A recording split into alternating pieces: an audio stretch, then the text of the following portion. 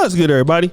It's your boy, O'Shea Duke Jackson, back at it again with another episode of The Celebrity Junk. Many of you brothers have heard about what is going on in Chicago.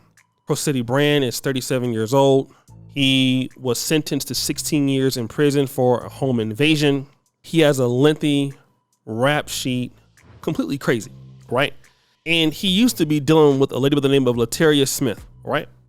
She had a son by the name of Jayden Perkins.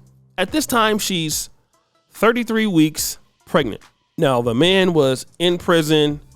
The lady was trying to do everything to keep him in prison and trying to, tell the judge, like, hey, please don't release the guy. The judge was like, well, listen, we got, whatever happened, they released the guy. And I'm going to play what happened once he was released.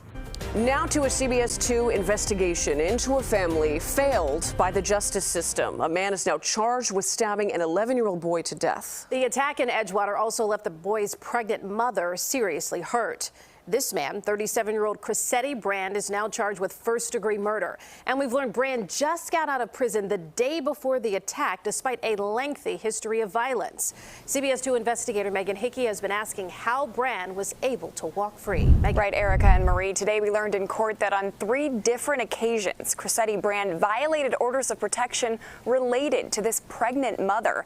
Today, CPD Superintendent Larry Snelling himself questioned how Brand was set free on Tuesday, despite the victim pleading for an emergency order of protection in court just 3 weeks ago. This is something that should have never happened. That seemed to be the consensus at a press briefing on charges against 37-year-old Crosetti Brand Friday. He was released from prison in October after serving 8 years for attacking a different ex-girlfriend when he allegedly threatened the Edgewater victim and tried to break into her apartment on February 1st. The Illinois Department of Corrections tells us he was in custody after that. On February 21st, the victim appeared in court for an emergency order of protection against Brand.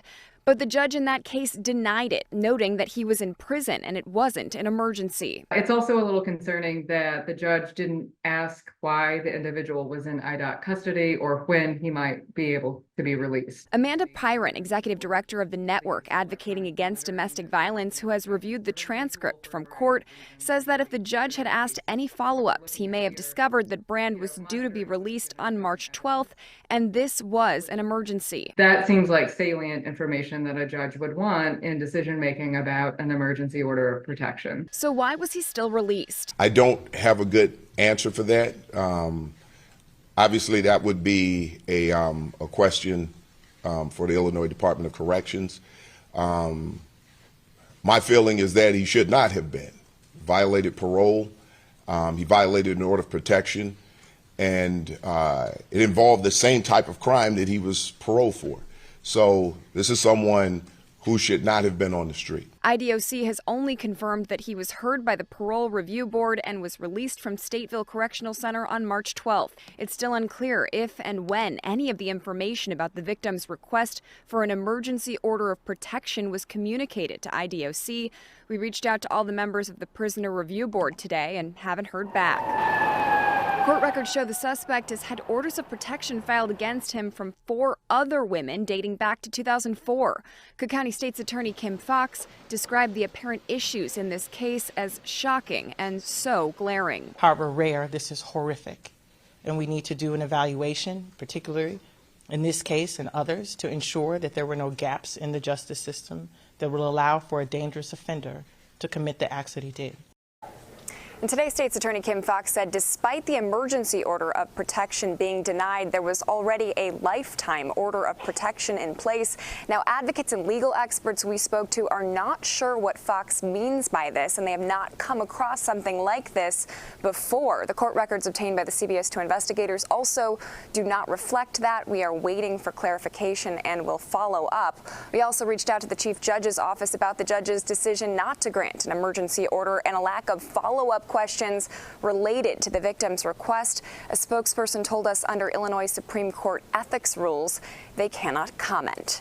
In the newsroom, Megan Hickey, CBS 2 investigators. Megan, thank you. So the guy gets out of prison, and does this a day, okay, after being released. shows up to her house and does this. The Chicago Police Superintendent Larry Snelling was saying, we don't know why the judge released him. That doesn't make any sense. I get that. Want to know what I'm going to say? And this might sound uncomfortable, but as a young woman, how is she involved in a relationship with this kind of man? And this is what we don't talk about in Black America. Again, I'm not victim blaming because, hey, she's a pregnant lady. I don't know where the father of the baby is. I'm assuming she's a single mom. So then the guy she's pregnant by, most likely she's not with him either, right?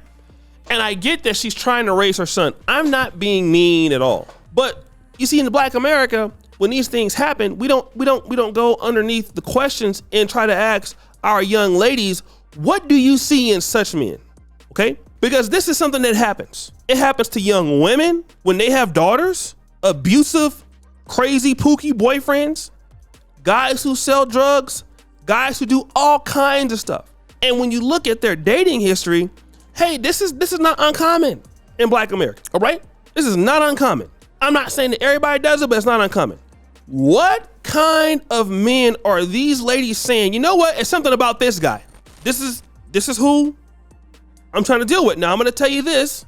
There were some pookies in New York that, like I wanted to say, some guys were trying to talk to them.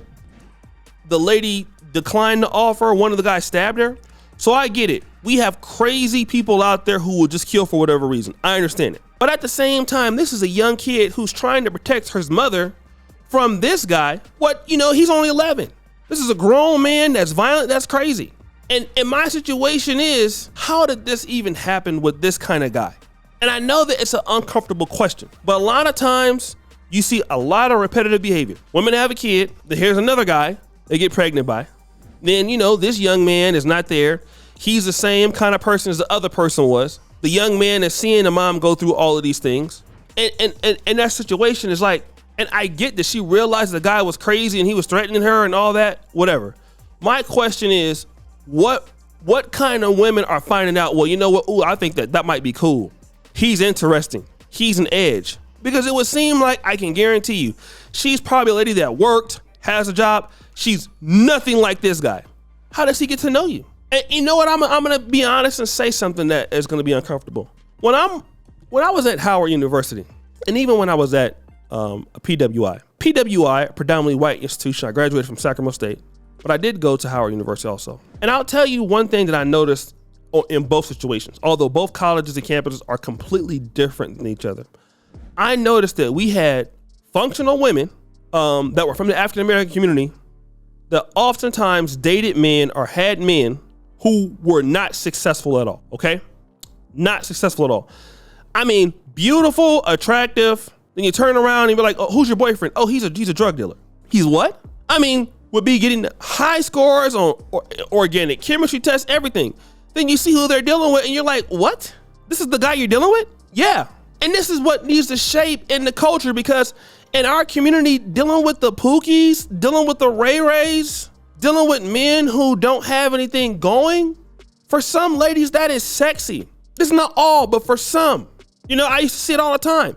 When you were in high school, 16, 17-year-old ladies getting in the car with guys 25, 26. And I get you're dating with who you're around, but this is what happens when you don't have positive role models in ladies' lives.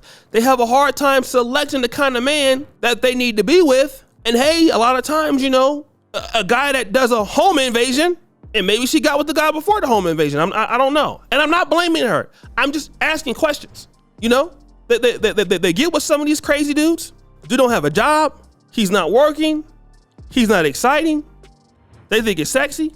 And you find out it's not sexy at all. I knew a chick dealt with this pookie dude. Man, the police couldn't stop kicking in their door looking for him. She got tired of that shit. You know what I mean? Had a baby by the guy. He's never there. He's always locked up. So this is something that needs to be addressed in the community. This young man loses his life for no reason because of an ex-boyfriend that the mother decided that she had to deal with, that was probably already showing signs that he was already crazy. Now the young man is trying to protect his mother. She almost got herself hurt in critical condition, which a lot of us are not teaching these young people, and sometimes they're not listening, we get it. Hey, you need to be avoiding such and such type of individual. Girl, I don't want him. He boring. Girl, I don't want him. And these young men come from broken environments, just like a lot of women. Don't have no respect for women. Don't have no respect for their community. Because there is no man, unless this guy is crazy, which he might be, there is no way a man who has any respect for women, the black community, would break into somebody's house and do something like that to a woman and her child. A pregnant woman at that. Was he mad that she moved on? And then my other question is, you're 33 weeks pregnant, boo. Where is the new father of the kid? I mean, we always talk about protecting women and stuff like that. Well, we need to know, where is the other father? Where's the first father, since he's not the one, obviously? You know what I'm saying? So guys, what do you think? It's your boy, Jayden Jackson, back at it again with another episode of The Celebrity Drunk. I appreciate you for all you do. Subscribe to the bell. We're out.